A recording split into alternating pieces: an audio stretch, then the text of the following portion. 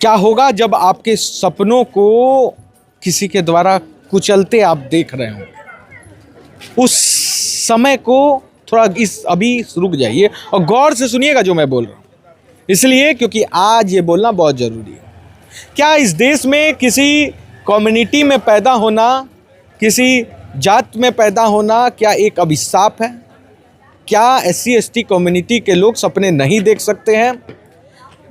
क्या SC/ST community में पैदा होना एक बहुत बड़ा अभिशाप है? ये सवाल मैं इसलिए पूछ रहा हूँ क्योंकि दरभंगा में एक घटना घटी है जहाँ पर अपने मजदूरी मांगना एक परिवार को महंगा पड़ा और उस परिवार के तमाम सदस्यों को एक सवर्ण वर्ग के द्वारा, ब्राह्मण कम्युनिटी के द्वारा कूट दिया गया।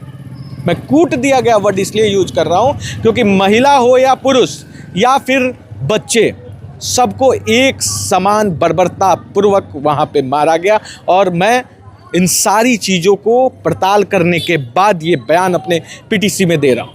पहले पापा को मारा उधर ही, उसके बाद पूरा ब्राह्मण मिलके हमारे पूरी फैमिली पे हमला किया।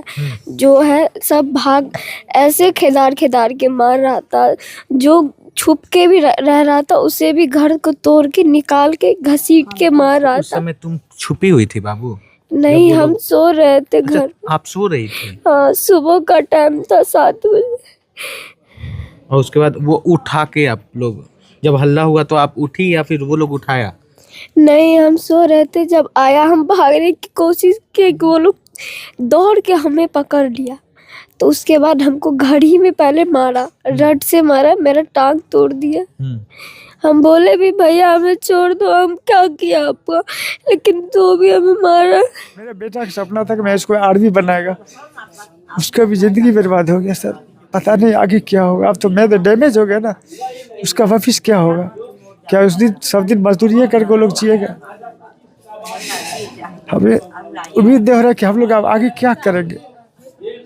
2 बेटा 1 बेटी है, बूढ़े माँ बाप का परवरिश में सबसे बड़ा भाई हूँ। इन लोगों का परवरिश के दिन रात सोचता हूँ तो पता नहीं ऐसा होता है कि क्यों जिंदा हूँ मैं। रोइए मत चाचा, हम लोग हैं आपके साथ, अन्याय नहीं होगा और आपकी बेटी आर्मी में भी जाएगी। सवाल लेकिन जो मैं आज पूछूंगा वो उससे भी गंभीर है। देखिए, ऐसे कई केसेस आप हर दिन, आए दिन आप बिहार में और तमाम देश के अन्य राज्यों में देखते होंगे, लेकिन पहला केस ऐसा है जहां पे इतनी कुछ हो जाने के बाद, तमाम मारपीट हो जाने के बाद भी एक ऐसी खबर सामने आती है कि शरीर का कण कण जिसका डैमेज हो गया हो, पाँव टूट गया हो, लेकिन उस पिता का दर्द है, पिता का सपना है कि मेरा बेटा आर्मी में जाए, देश की सेवा करे। और इतना ही नहीं, बेटा भी तन मन धन से लगा हुआ है कि किसी तरीके से हम आर्मी में जाएं, अपने परिवार का सेवा करें, अपने देश की सेवा करें। लेकिन इसी बीच एक ऐसी आंधी आती है जो उसके सपनों को झकझोरने की कोशिश करती है। मैं कहता हूं कि इस देश में सपना देखना बहुत बड़ी बात होती है, और तब सपना देखना जब ये SC/ST कम्युनिटी से हो, पासवान कम्युनिटी से हो, खाने के लिए पैसा ना हो, फिर भी ये एक बेटा अपने बेटे को इंडियन आर्मी में भेजकर देश की सेवा कराना चाहते हैं। और लेकिन एक दिन ऐसी घटा आती है, ऐसी आंधी आती है जिस आंधी में इनके भविष्य को तोड़ने की कोशिश की जाती है, वो चाहे किसी भी रूप में हो।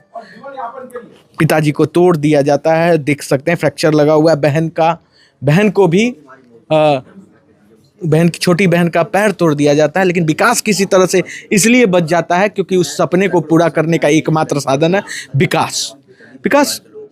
पिताजी आर्मी में देखते हैं आपको। आप कितने क्लास में पढ़ते हो? हम 12th में रजिस्ट्रेशन करवाए हैं सर। दौड़ रहे हो?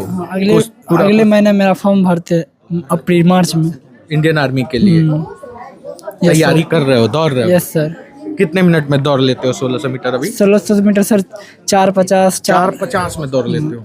4:50 5:10 लग जाता है हमको, 5:10 लगता है, 4:50 लग जाता है। कोशिश मतलब है कि इस बार इंडियन आर्मी में जाना है, यस सर। देश का सेवा करना है, यस सर। पिताजी का सपना पूरा करना है। Yes sir. लेकिन विकास, मैं जानना चाहूँगा, जब ये पता चलता है कि आपके घर पे अटैक कर दिया गया, पिताजी को मारा गया, उस समय विकास के मन में क्या चल रहा? सर उस समय तो सर जी हमारे मन में जितना गुस्सा चल रहा था, मैं पिताजी को देखे ना, हमको जो है ना आँख से जो है ना खून का आंसू गिर रहा था। और हम जो थे ना, हमको ही 5 लड़का मिलके गांव टपा दिया, दौगाते 5 ठो लड़का दौगाते गांव टपा दिया। लेकिन वो इसलिए नहीं पकड़ पाए क्योंकि एक जवान अपने पिताजी का सपना को लेकर उसको बचाने के लिए दौड़ रहा था। Yes sir. किसी तरह से वो उस आंधी से तो बच जाता है, लेकिन उसके परिवार के तमाम सदस्य, वो चाहे उसके माता हो, पिता हो या बहन, वो सभी उसके शिकार हो जाती है। और उस आंधी का नाम है दरभंगा में, जो अभी तमाम आप देख रहे होंगे, लेटेस्ट न्यूज़ है कि किस तरह से मजदूरी मांगने पे एक परिवार को खुलेआम पीट दिया गया। लेकिन उस परिवार का सपना किसी को नहीं पता। उस परिवार का एक ही सपना था कि उसका इकलौता बेटा देश की सेवा करे।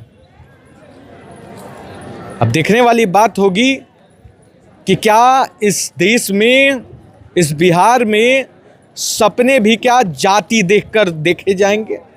क्या देश की सेवा भी और देशभक्ति भी अब जाति देखकर निर्धारित किया जाएगा?